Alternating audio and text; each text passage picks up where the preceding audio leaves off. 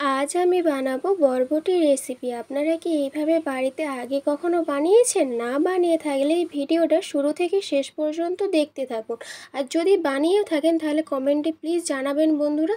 তার জন্য বরবটি আর আলুগুলোকে ভালোভাবে কেটে ধুয়ে নিয়েছি। কিছু মশলা পেস্ট করে নেব। সর্ষে, জিরে, পোস্ত পেস্ট করা হয়ে গিয়েছে বন্ধুরা। কড়াইতে তেল দিয়ে বরবটিগুলোকে দিয়ে দেবো। সামান্য লবণ দেব স্বাদ মতো, ভালোভাবে নেড়ে নেব।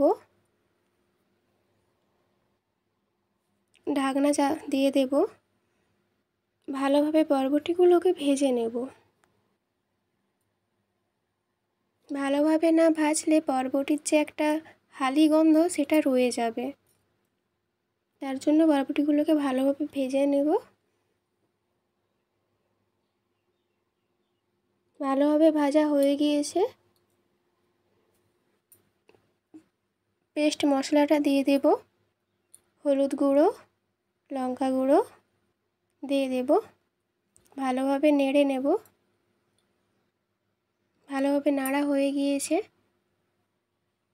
জল দিয়ে দেব। জল দিয়ে ভালোভাবে সবজিটাকে নেড়ে নেব। স্বাদ মতো চিনি দেব। কাঁচা লঙ্কা দেব। ঢাকনা দিয়ে রেখে দেব। আলু আর বরবটিটা সেদ্ধ হয়ে গিয়েছে, তে নামিয়ে নেব। কড়াইতে তেল দিয়ে ফোড়ন দিয়ে দেব, 5 ফোড়ন, শুকনো লঙ্কা দিয়ে পেঁয়াজ দিয়ে দেব। সামান্য লবণ দিয়ে পেঁয়াজগুলোকে ভালোভাবে ভেজে নেব। পেঁয়াজ দিলে স্বাদটা আরও ভালো আসে।